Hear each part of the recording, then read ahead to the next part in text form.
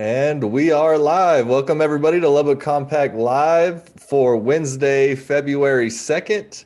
I am your host, Adam Hernandez, here with my co-host, Dr. Nick Bergfeld, and of course, our favorite return host, Josh Shankles, is in the building with us this evening.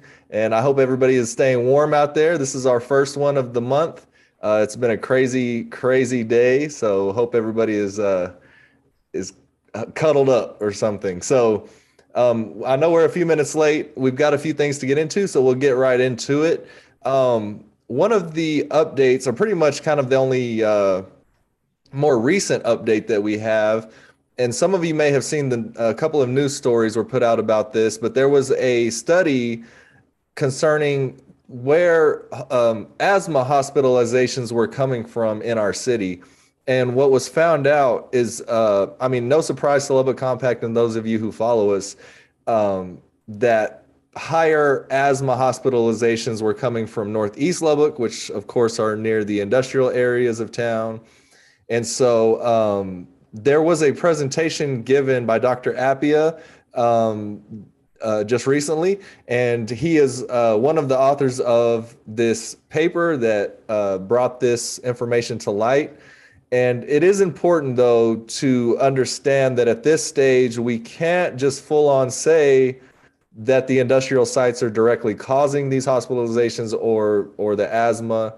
The data is leaning that way, but there's going to need to be more sophisticated monitoring and some different types of machines and things involved to really study this problem and to make sure what's causing it or what's not causing it. And so just want to put that out there for everybody that we are not charging these industrial sites as the cause at this time. So, but the research paper was very interesting. Josh, you got to sit through the whole presentation. I was on very late in the presentation. So you have a little bit more info on how that went down. So kind of, I guess, give us the kind of the background of how it all unfolded and kind of what some key takeaways were that you got. Yeah, no, the presentation was fantastic. Honestly, I was taking notes as fast as I could, and I now that I'm like, oh, we want to get into this. Now I'm like, I should have better notes. But no, the science was really well done. It was done from pulling hospitalization and doctor visit records and cross comparing that with other data that we have from the CDC and from the EPA. And basically the findings of the study showed an elevated level of severe asthma and allergies, and it was the elevated population of it fell largely within the northeast corner of our city. What the researchers did was divided the city into quadrants of basically equal size, which is pretty easy to do in Lubbock, and then started plotting out all the data that could be found for this type of health risk. And in so doing, this is how they came to kind of the conclusions. And just like you said, there isn't enough data right now to draw a direct line comparison to what it is. But what it points to is where the gaps in that data are and what else we might want to know before we can start drawing some strong conclusions about that. There is some monitoring in Lubbock. There is one sensor that monitors particulate matter in the entire city. And so, that was really what the researchers were going for, is that, trying to take the data that exists, fully regularize it for all kinds of variables. And then even after regularizing all that data, they were able to demonstrate that this quadrant of the city has this elevated risk. Nick, were you able to catch any of this or see any of this in advance or look at the research? Yeah, yeah. So to me on the data side, as you mentioned, it's a good first step in trying to get a better understanding and wrapping our heads around the impact of the industrial sites on essentially any kind of indicators of lung problems, right? Breathing problems. And asthma exacerbations is one of them. And so this was a public use data file that they analyzed that the state of Texas publishes. And you can essentially look at reasons why people are hospitalized. Now, even in the data itself, as you mentioned, the first way that this was looked at was to divide the city into quadrants. The next stage, even not being able to say that this is causal, that just because of the fact that it seems to be located in one area and the industrial sites happen to be in that area, that therefore means that it's the industrial sites causing it. We can start to narrow in, on that area. And so a study that I would like to see from this group in the future would be to start to look at the zip codes and their proximity to EPA registered industrial release sites. So rather than just dividing the city into quadrants, actually creating a sort of set distance, and you can do that mathematically. You can create essentially a center point of a zip code based on where its population density is, and calculate out sort of a distance between there and a specific point. And that to me is sort of probably the next place that goes. And we can start to show sort of a stronger link between those two. And as you mentioned, the major challenge in this is lack of data, and especially lack of real-time data. So having one data sensor for the entire city of Lubbock, it's nice that we have it, you could say, but in terms of its ability to truly quantify much, it's quite limited, especially because one of the struggles that I have happened in the community previously is that they really want a sense of the particulate matter, but not just the size of it, which is sort of what's done with more basic monitoring, but also the kinds of things that are in the air, which requires a more sophisticated style of analysis, because you effectively have to capture a sample of the air and then send it in for being analyzed.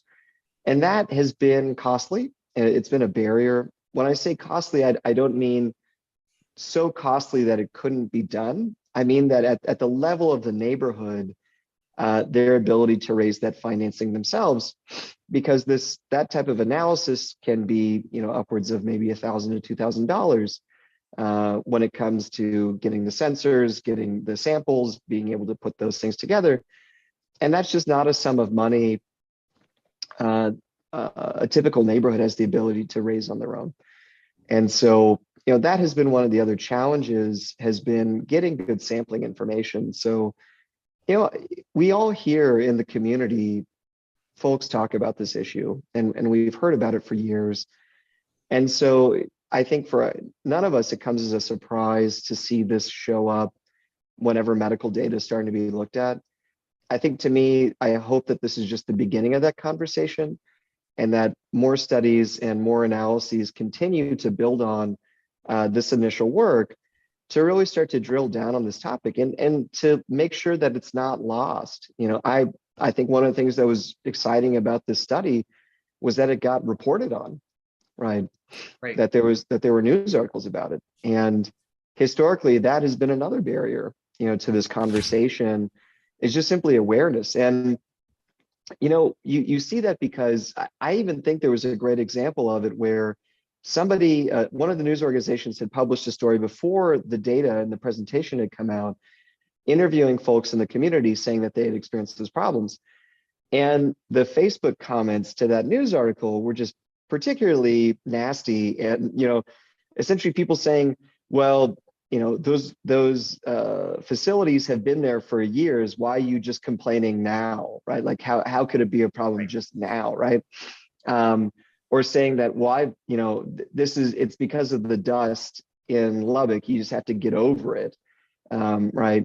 And just the sort of lack of understanding of what it means to live next to a facility that releases hexane gas into the air, right? That Right. releases volatile compounds that have to be registered with the EPA because they're known to be carcinogenic, or they're known to be toxic to the human body. So, I think it's just that component, getting people to be more aware, making sure that this issue doesn't get lost, and hopefully trying to build momentum over time for additional studies, as well as additional media reporting on the topic.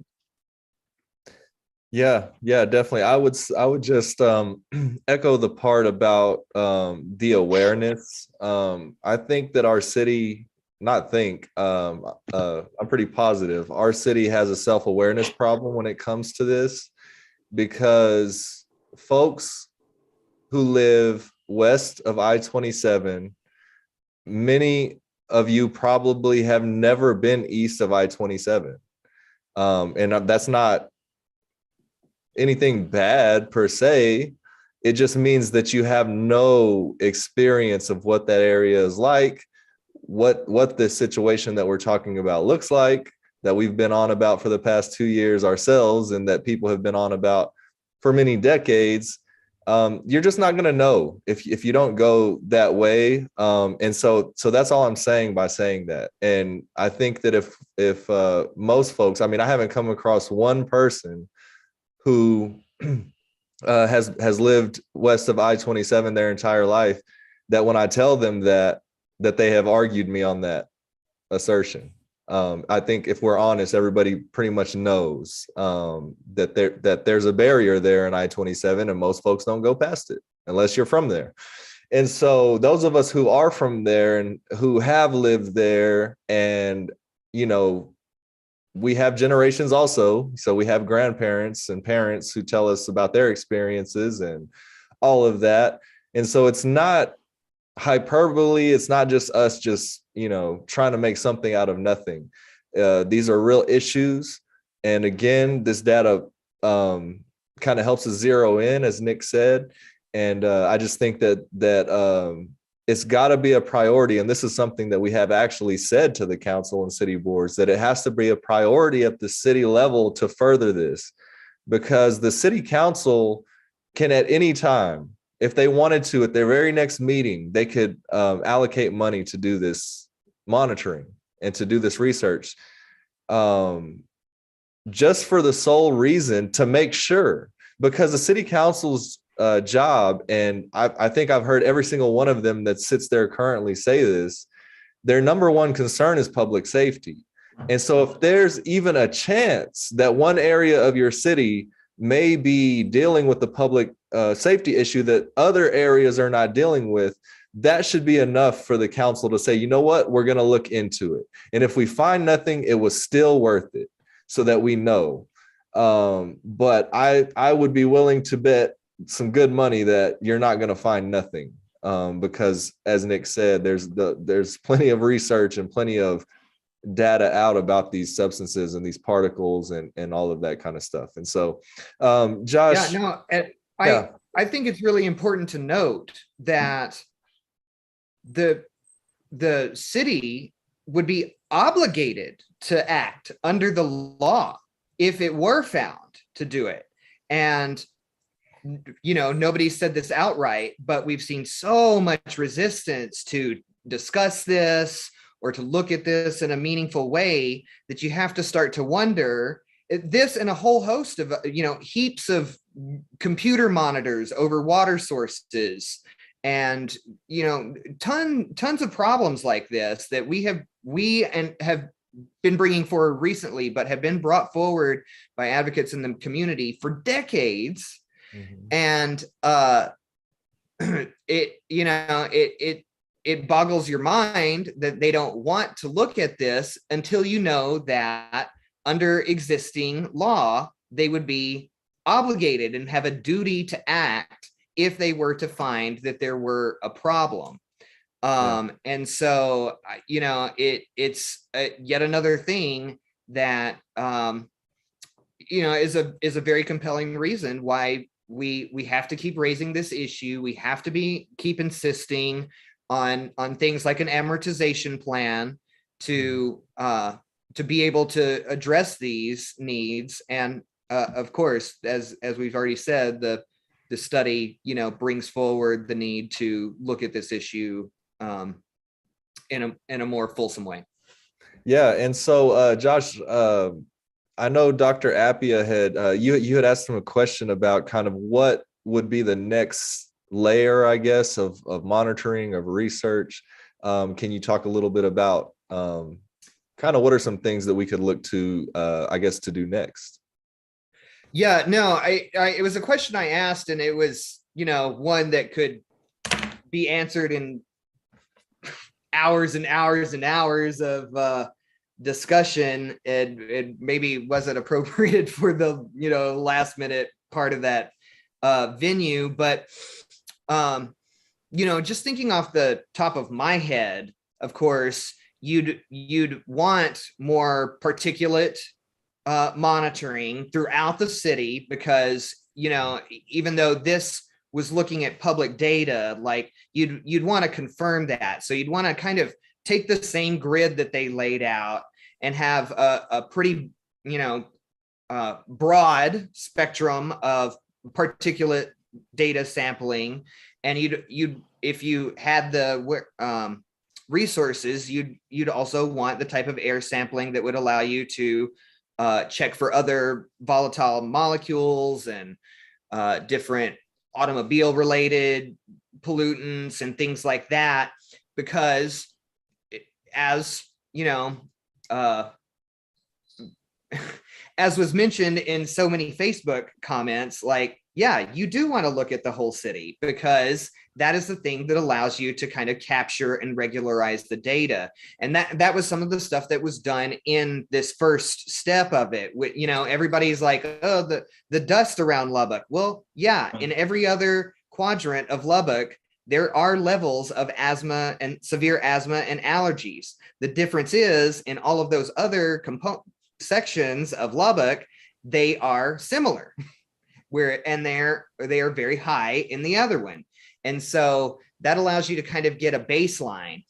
And then, yeah, you'd also want ones that are proximal to certain locations of interest, especially probably those that are already being monitored by the EPA. And so, you'd want a more fine-tuned and granular look at some of this, depending on, what seems sort of obvious from a surface level of where to go looking for this. And in fact, in collecting this data, it might point you at other things that we aren't aware of.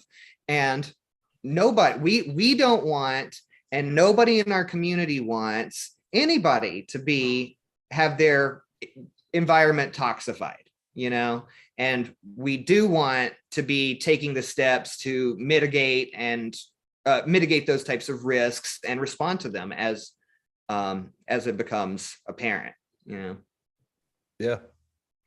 Yeah, well, great points. And I'm just really glad that they did the research at Tech. We've spent some time trying to ring some bells over at Tech and see if somebody would do some research. And so I'm not exactly sure if they just happened to do it or if somebody kind of put it in their ear. I'm not for sure, but whatever the reason, we're very grateful that they did it.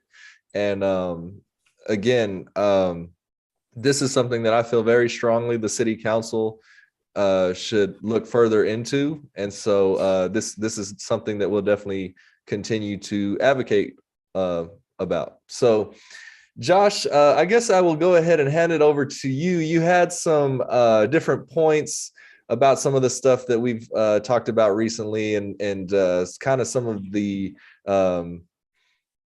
things that are being said out there about so the ERCOT situation and the street bond, for instance.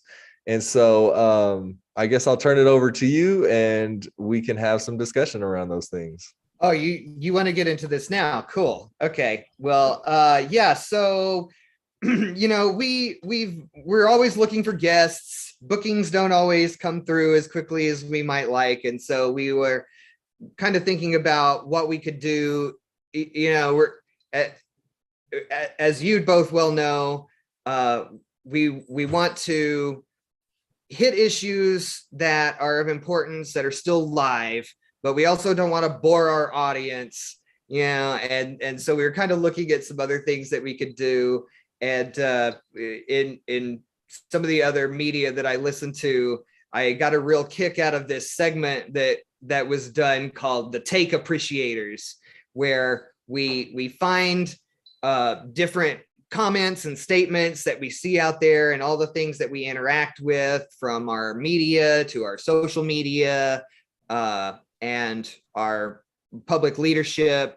And so anyway, we found these takes, some of them kind of hot, and I pulled these all together myself to get Adam and Nick's reaction to. And so we're kind of just going to hit some of these one by one. Some of them, in full disclosure, some of them I felt like were things that you guys would probably want to bag on a little bit, and other ones, they're probably things that are worthy of saying, like, okay, yeah, you know, that's not bad out there. So yeah, we can just get right into it, and I'm going to lead with the one that I thought was most worthy. So these are all quotations from people around our community, but we'll leave them anonymous in the spirit of not getting too tacky with this kind of segment. So the one that I wanted to start with was a quote that I pulled out of a city council meeting, and it's this is what I heard. It said, "I'm looking around the room today and I don't see any citizens. There may be some listening. I doubt it. Look at your last elections. We don't get good participation." And that was in regard to the last meeting of the city council with joining the ERCOT grid and joining the competitive electric market. So Adam, why don't you start there? What do you think about our city council scolding the public for not being good participants in their proceedings? Well, I think it's pretty ironic, honestly.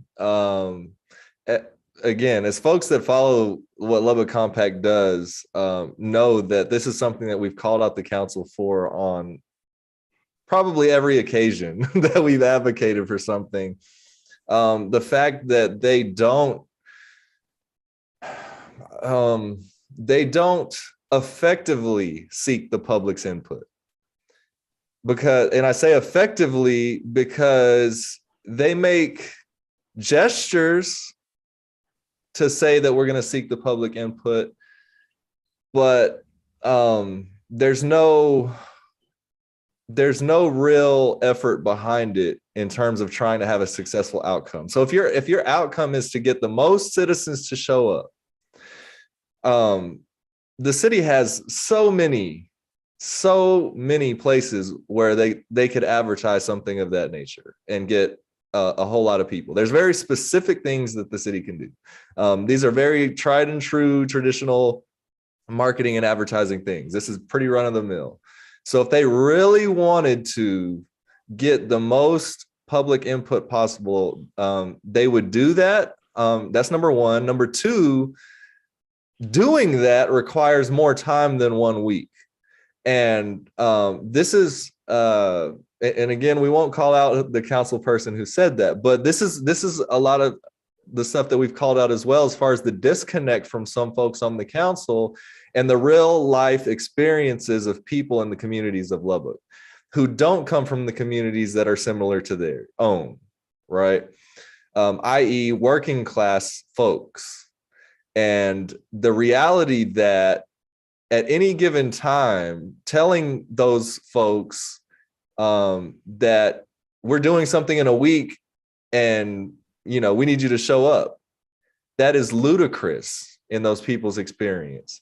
You have folks that have to ask for time off. You have folks that have things going on right after work or right after school with kids in sports or different extracurricular activities. You have all these different things going on, and and people are juggling so much. Even if they just really, really wanted to, and it was an issue that they were super engaged on, 1 week announcing it at a city council meeting the week prior is not going to get it, because who was watching the first meeting when you announced it?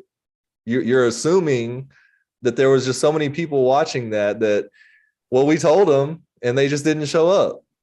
No, I mean, yeah, you tried, but again, it's not effective. And so I just, I don't know what got the current council, and of course it's not all of them, but the vast majority of them were not as concerned about this citizen input thing as they are now. So I'm not sure what has heightened that interest on their side, but I'll let Nick chime in on this. Yeah, I think of it in a couple different ways because of our experiences over the past 2 years, right? So I think about how you create a feedback loop of either engagement or disengagement when it comes to the way that you handle community input. I think about the impact fee journey. Right? More recently, I think about the charter review process, and citizens in Lubbock. It's not as though they don't understand what's happening around them. Right? They show up at these meetings. We've helped to organize people and to organize them in the sense that we make them aware. We tell them what's going on, the issues. We don't put words in their mouth, right? I think that's something that is incredibly meaningful when you talk about the organizing that we do. The comments that people make, the heartfelt points that they make, that they give to the council, those come from their own thoughts, their own experiences, their own beliefs. And to see that kind of genuine engagement, and then to see it go nowhere, right? Where those who are supposed to be in positions of soliciting their feedback effectively pretend as though they hadn't said a word after they've spoken, give no comment during after the comments are given, give no response. You very quickly see a lot of citizens get it. We're like, well, this is a sham. Like this process is not in fact actually set up for engagement at all. And while I understand that it's a sham, I have no power to expose the fact that this is what it is. And as a result of that, I'm just going to disengage because I have now learned what this is. I've learned what this experience is. I've learned what this process is. And I don't have time for that. I'm not going to try to get out of work early. I'm not going to try to arrange daycare for my child, a babysitter, or on the off chance that it's an early morning meeting, right? I'm not going to try to find an alternative way for my kid to get to school so I can be there. Because to what end? Right. Because I'm just speaking into the wind. And so I think on one layer, it comes from the call and response that the community has felt over time, and the fact that they recognize that this process doesn't feel meaningful. And then I think the other part too is whenever there are issues that really probably should require community engagement, those are the ones that the council feels oftentimes more reluctant to do. So the American Rescue Plan was a really good example of that. And there likely should have been a transparent, comprehensive process for citizen engagement into the ways in which the financing for those dollars are going about. And, so in the times when engagement is solicited, it doesn't feel as though it's actually being heard. And on the issues where engagement likely needs to be solicited, those are the periods in time where council seems to be the most resistant to opening that up. So hearing the ERCOT comment to me is funny because I think the three of us might have been the only people who either in real time or after the fact actually watched that video, in the ERCOT presentation. So I think it's interesting. I think I feel seen, in a way, from the comments that they made about that. But I just don't think it comes as a surprise. The only standout element that I would give credit for is recently Councilman Randy Christian had a town hall that he hosted, which he did not need to solicit citizen feedback on the bond election. And I think that was a healthy discussion that occurred as a result of that. But I just don't think it's something that the council looks to, or that it's something that they typically want to engage in as part of the sort of day-to-day of the city and the city's business. Yeah. Yeah, this particular take, I mean, I need not tell you guys that it just drove me freaking nuts, because it was like, oh, okay, how many times have I heard this person, when we've done the footwork to go out there and find out what it is that the people want said to their council, and gone up there representing the people's interests, how many times have we been denigrated and, knocked down because they're like, well, how dare you bother to represent yourself as saying things that the community is telling you to say, because they can't get here. And It's like so frustrating, and I think you dichotomized it perfectly, because every single time we have rallied the community to come out in a big way to speak their mind on an issue, we have seen them speak with such dignity and such clarity and such grace and such power, just to have it be dismissed away.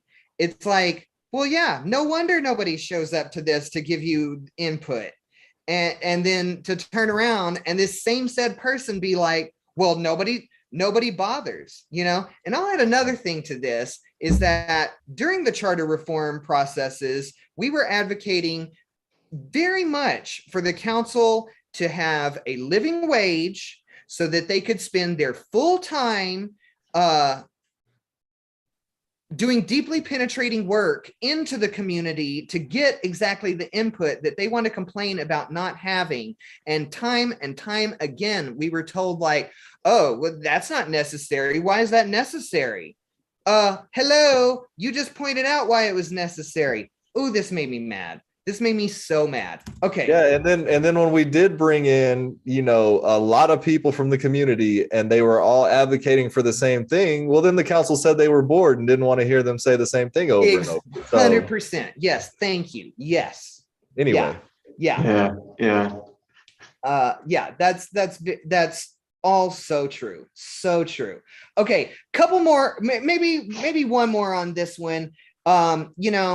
What was also said at this ERCOT and entering the competitive markets, I thought that this one was worthy of talking about, was that the vast majority of our citizens want competition. I know our business market wants competition.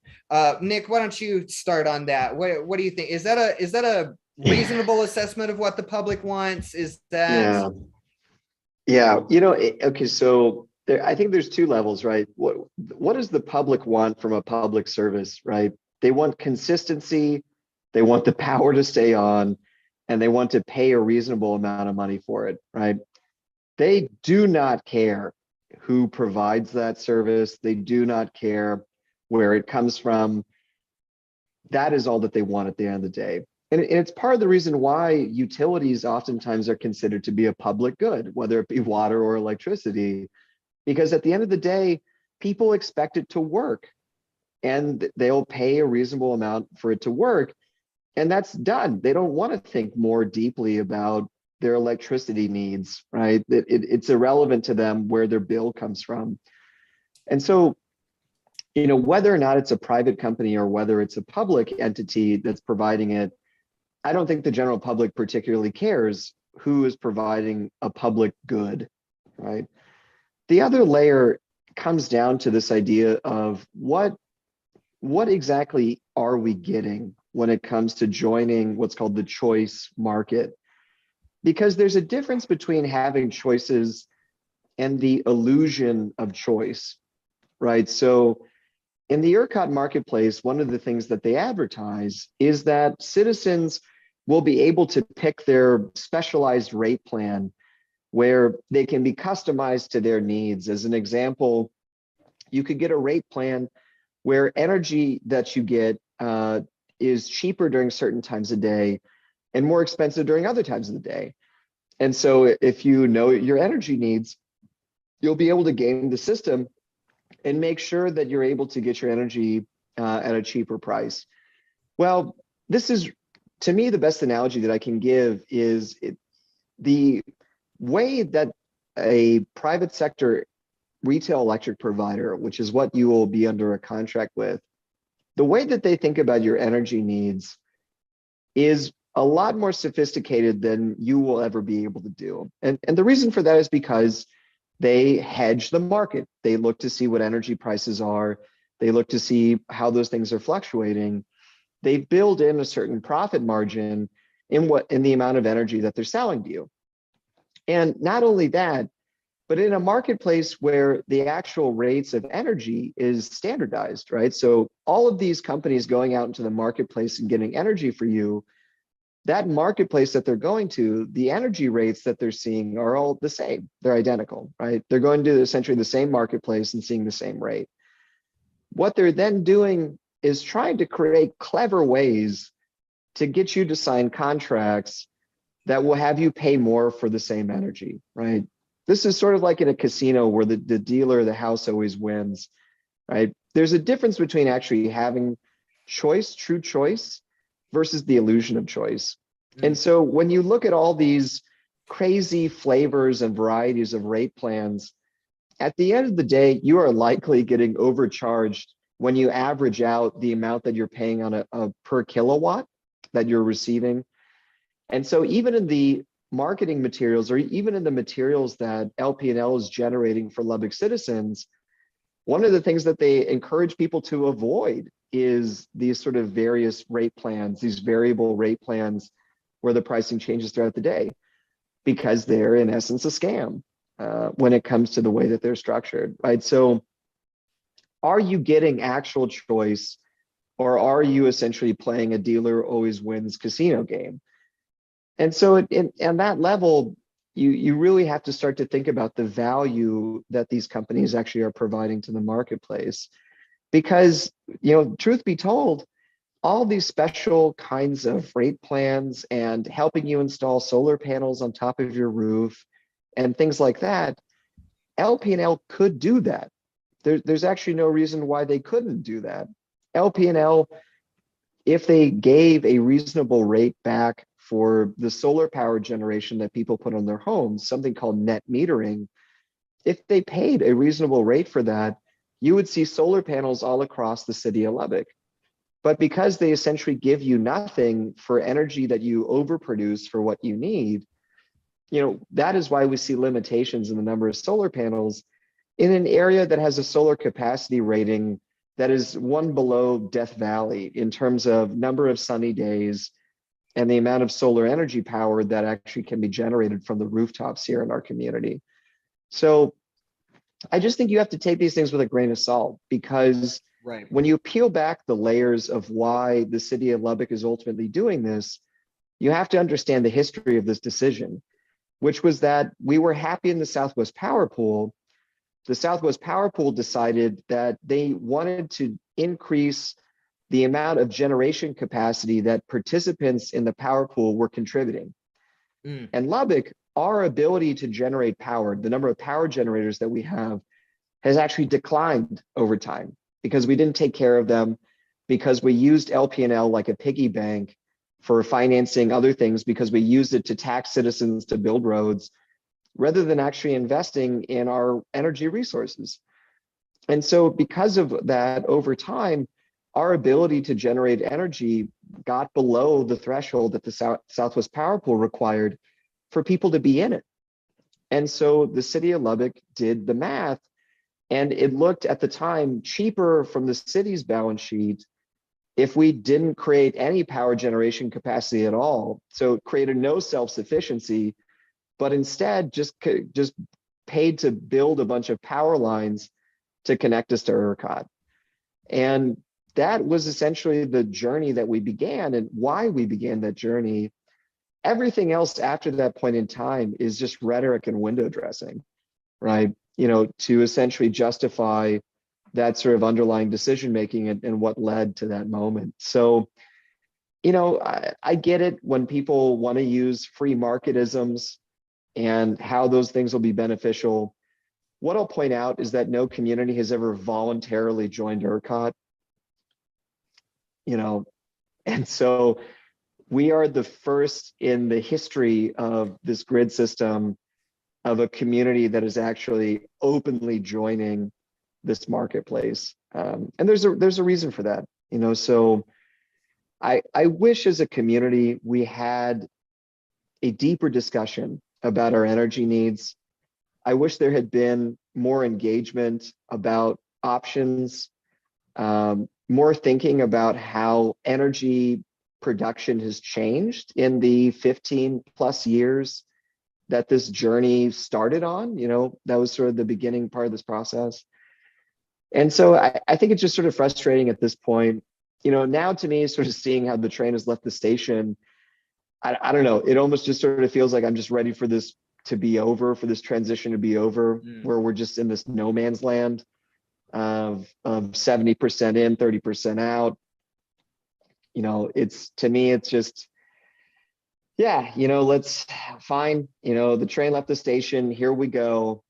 Let's find a way to make the best of it is sort of the way that I think about it.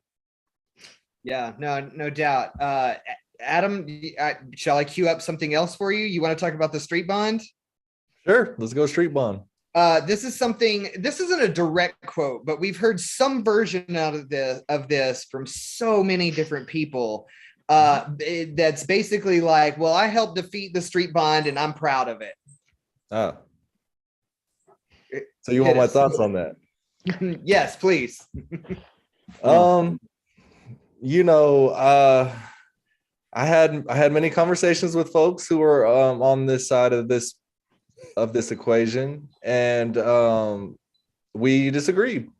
We disagreed through the whole process. And this is no disrespect to those folks, again, because I had some personal one-on-one conversations with people about this. So it's not anything personal. It's not anything I haven't told to them to their faces, is what I'm about to say. But it's just wrong. It's the idea is incorrect. And it's incorrect because there are two, well, let me see. There were three main arguments I heard from this crowd. And so some of them may hold all three of these beliefs somehow. Some of them may only hold two or one. But there was three main themes that I heard from these folks who are now proud that they defeated it. One of those was a smaller part of it, which was the Broadway folks.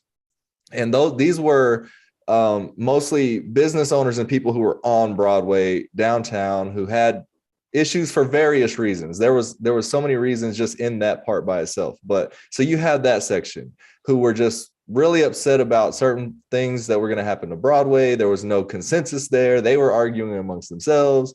And so they just didn't want to do any of it. You also had people outside of Broadway who just didn't want anything to be done to Broadway either, but those folks had more sway.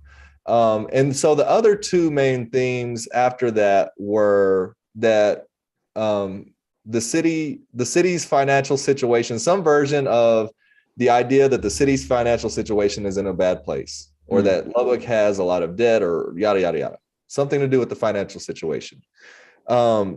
Now, the Broadway thing, that's up for debate. There's nothing really kind of data driven there. That's just people's opinions. Now, on the budget situation and Lubbock's financial situation, this is pretty objective. So the reason why Lubbock, and again, this is the conversation I had with them, but the reason why Lubbock has the debt that we do, the majority, of the debt that we do have, is because of the decision that was made so that we could have water for the next 100 years. I don't know about anybody out there, but I'm super cool with that kind of debt. I would rather have water for the next 100 years than to be worried about what it costs. Okay. So that's a huge chunk of that debt. Now, given that, Lubbock has paid down so much of that debt so quickly that our credit score is super good, top notch, right? So imagine somebody with like an 850 credit score or something. Like we're up there. And so I don't know about anybody out there, but I don't know anybody that's in bad financial shape or who makes bad financial decisions and has debts and bankruptcies and whatever else, and they have an 850 credit score. I've never seen it exist. It's the same exact thing with cities. It's impossible to have a good credit rating, which is the bond rating. The city's credit rating is their bond rating. So it's impossible to have a good bond rating if your financials are not in order, or if you have a lot of excessive debt or whatever the case may be. So it's just incorrect. And in this regard, and again, this is something that I communicated to them, I don't know how to get past that with somebody who's just not going to accept that, right? Again, that's objective. That doesn't care about my feelings or opinions. It doesn't care about their feelings or opinions. It just is what it is. Our financials are in really good shape. So if you're going to look at all that and say, yeah, I hear you, and that makes sense, but no, it's not in good shape, then there's really not anything you can do past that. And so, there's that on that side. And now the third main theme is something that Lubbock Compact ourselves has been in this kind of voice for a while, which is a lot of folks didn't like how it was done. And the current council has a reputation or branding or whatever you want to call it with the citizens currently, that there is a lack of trust between the citizens and the city council. Now, I don't have to explain to you guys, I told them this several times at the very outset, when they very first started even discussing that they were going to bring up a street bond. You can go back to my public comments, at least 2 or 3 of them, where I told them and was basically almost begging them to involve the public so that it could work, because from the very beginning and from those talks, of course, Lubbock Compact was behind this idea. We have to fix our roads. And that's the part that folks keep hearing from the council and others, where they say the problems aren't going away. That's the real problem. Broadway, up for debate. The rest of these roads, not up for debate. These are in really bad shape. And on top of that, because of our super excellent credit rating, it was a perfect time because the Fed had lowered the interest rates for loans. So imagine having an 850 credit score, being able to get like a super cheap loan, which we were going to get $175 million almost, and you're going to pay that off in 5 years. That is unheard of. That is crazy. And so to me, I think that pride is a bit misplaced, if I'm being completely honest. And again, I would tell any of those folks that. And I still have respect for them, and we will still be cordial and we'll still agree on most things. But on this, that pride is misplaced. And I am one who I don't like to be proud of something if whatever it is I'm proud of is actually hurting me. That's just not something that I'm into. But that's my thoughts. I will add to that, because the story continues, right? In the last city council meeting, they had a conversation about when would they consider doing a bond election again. Councilman Randy Christian advocated for essentially including this into the May election ballot, because this is a must do. And the rest of the council did not have the appetite to move forward with that timetable. So one of the things that they're considering doing is to create a citizens committee. But, Adam, as you mentioned, and this came up in conversations with the city council and at Councilman Christian's town hall, this was one of the first bond elections that the city has had in many years where a citizens committee was not created to oversee the process of creating the bond package. And, that people pointed that out and asked, if this is a tradition, if this is sort of the standard operating procedures of the way that we typically do this, why didn't we do that? Right? Why was there not, why did we deviate from what is sort of the traditional way that we've done this in the past? And the last thing I'll say is every day that goes by is another day that the Fed has the opportunity to raise interest rates. And for the municipal bond market, as interest rates go up, that has a negative impact on the bond market because people wanting to buy municipal bonds, which are low interest rate, starts to have less and less appeal because there are other higher interest rate things that they can obtain. And so just case in point, the municipal bond yield market in the past week has actually seen the yields for bonds, which is when those numbers go up, it means that the value of the bonds is going down. That there was a substantial deviation in that. So, of 1.3%. So what that would translate if we try to do a bond election, the interest rate would have gone up 1.3% for our bond offering, right? And that number, and the Fed has already said that they're going to continue to increase potentially substantial increases in the interest rate over the foreseeable future, right? And so every time that they essentially increase the interest rate makes it so that when we go to the bond market with our offering, we're going to have to pay an additional premium for the dollars that we're going to get.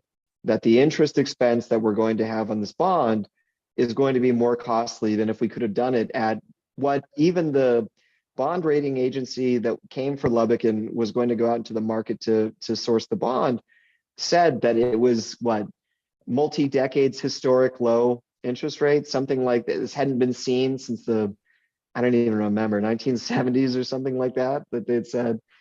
It's sad. I think it's sad to kind of think about that. And because of it, financially, we will suffer, right? Not only will the roads degrade, but finally, when we do have the opportunity to come back to the bond market, we're coming back effectively with a less favorable deal than what we could have locked in. Ironically, making our budget situation worse. Right. Ironically, for the folks that were worried about our good budget situation, the decision that they made that they're proud of is now putting us in the exact situation that they were mad about. That wasn't even. No, I want to slip in here with one serious point and one silly point. The serious point is, and this was something that Nick pointed out to the council, is that the Broadway piece is about turning downtown into something that is financially solvent and actually brings the city money. We're upside down on downtown. It's a drag on the whole city. If we don't do something about, making it a more productive area to live and work and have business, then it will continue to be a drag on the city budget. And part of that was about redoing Broadway and turning it into something that would have brought us money. But also people like to get so up on their high horse about those daggum bricks. And I don't really care about this issue either way. Here's the thing with the bricks. Here's the thing with the bricks, because, this, you're not going to get out of just going to the city council meeting. So I've been able to hear a lot of conversations about these bricks and what exactly was going to happen with the bricks. So the input was very much received that there was a large part of the population that wanted the bricks, a large population that didn't want the bricks, and another population that didn't care either way. I'm one of those guys. I don't care either way, because when I found out that, I didn't know the backstory of the bricks. So when the conversation started getting kicked up, I was like, well, how old are these bricks? Like, when were these bricks put down? I'm thinking they go back to like the 20s or something when the city was made. It's like from the 50s or 60s or something. Like, it's really not, they're not super historical. I mean, they are historical, but not, in a way that they would be considered like sacred or something, in my opinion. But so what the compromise was going to be, in essence, so, this will take a little bit of imagination and visualization from people, but basically the gist of it is that the lanes of the road that cars drive on to get from stoplight to stoplight, right? The actual part you drive on would be paved like regular. Okay. This is for the cars. And that's what a lot of these folks that are arguing for these bricks don't understand, or maybe they just don't care. Maybe they're never down there, but there are people who actually work there every day. And this messes up your car. If you don't ever drive downtown, or if you very rarely drive downtown, it's not something that is part of your experience. But if you're one of those people that have to drive down there each and every day to go to work or whatever you're doing, it's a real issue. And so the compromise was the lanes were going to be regular paved, the turning lanes, crosswalks, and the places along the side where cars park on were going to remain the bricks. And it was going to be designed in such a way where it would look nice, of course, and all of that. But that was the gist of it. And so there were so many people who weren't even understanding that. There was a lot of people who were just like, oh, they want to take off all the bricks, or no, they want to leave all the bricks, or no. And it was none of that. It was actually a mix of the two. So there was just a lot of miscommunication. Again, could have been solved by the council from the very beginning. Yeah. And Josh, Yeah, I actually want to, people- I do want to add to that, just because, I wasn't necessarily going to talk about the brick streets originally, but it's like, it has legitimately become an issue to the extent that the council themselves, right? Because honestly, I think it's a very small faction of people that care strongly about no bricks or bricks. But what has happened is that because they have effectively kind of wrapped themselves around the council has gotten so steeped in this that they themselves did not want to engage or create messaging around brick versus no brick. And so they were very reluctant to speak to the benefits or what was being done, which is part of the reason why there's so much confusion about what was being done to the brick streets, because of the fact that the council themselves were uncomfortable with that topic and just preferred to avoid it. And for me, and I feel like I'm in the majority of Lubbock citizens, that if you told me that we chose X or Y or Z building material for repairing Broadway because it was the most cost-effective way of creating a modern urban corridor boulevard, right, that is enjoyable, that people want to be on, that has all the things that we expect a high value street to have, like benches and trees and shade and things like that, I don't think anyone would bat an eye. I think most Lubbock citizens are just very pragmatically minded.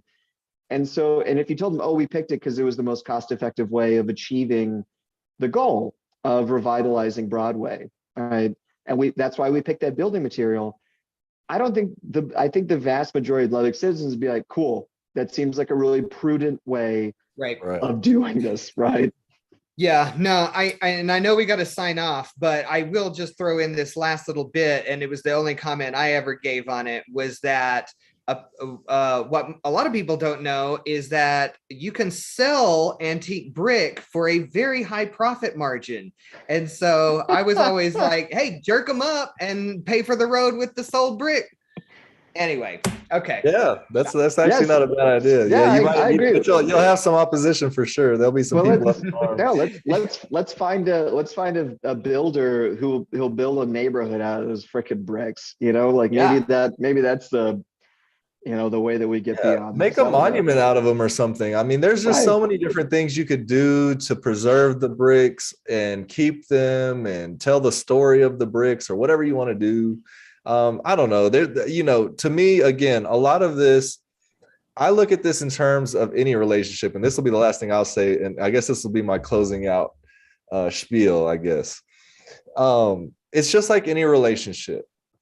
And in whether that's a marriage or a friendship or a work relationship or what have you, if there's a breakdown in the communication, I think everybody that can understand that causes problems. It causes a lot of problems, and many situations, whether they be marriages or business partnerships or whatever, break up because of a lack of communication or an unwillingness to communicate with each other. And a lot of it, and it's a good point you bring up, Nick. A lot of times is because it's an uncomfortable topic, right? For whatever reason. I am one of those folks who, it's not my favorite either to have the uncomfortable conversation, but sometimes we should have the uncomfortable conversation and get it out, get everybody's input. And at the end of the day, you're not going to make everybody happy. I think everybody can understand that. And so somebody's going to leave mad and cussing and, calling you names, right? And it'll all be okay. But that's the only way that I've ever seen in my experience to get people to come together in any real meaningful way, especially when you have so many different viewpoints, but to have the conversation and actually have it in such a way to where you can kind of make out, or the majority of people can make out, a general consensus about what's the best way to move forward. And so, this council, unfortunately doesn't have a lot of time to change their branding. And I don't know how much motivation or energy there even is available in them to want to do that. But what it's going to take for the council of this city is it's going to take a concerted effort indefinitely, starting immediately, to change that image. And that means that when you start a policy that you know is going to affect a lot of people or have a lot of stakeholders for sure, such as American Rescue Plan Act, such as street bond, et cetera, then you should from the beginning factor in that you're going to engage with the community and stakeholders from the very beginning. Everybody should be aware that this is about to happen. And then they should be very aware, and you should try every effort to work towards their schedules, because their schedules do not often align with the schedules that the city likes to keep sometimes. And so if you do that, and then you actually take the input and you actually create the policy guided by the input of the folks that it's going to affect, and you do that 2-3 times and they start to see it's a pattern, and you do it 4 or 5 times and they're like, okay, this is here to stay. You've now done it for a couple of years and you do it now for a couple of terms of council, then that becomes the new normal. That becomes the new sentiment of the community, versus they don't hear us. It's going to be like, yeah, we just go down there, we give our input, and it happens, right? And so it's an easy but not easy fix. And so I guess I'll just end off there. And of course, the reminder to join your neighborhood association. And we will be right back here next week. I believe we do have a guest, so stay tuned for that. We're going to make sure and get the word out plenty of time ahead of time. And so thank you, everybody, for tuning in. I know we're a little bit late signing off, but as always, we appreciate you, and we'll see you later. Good.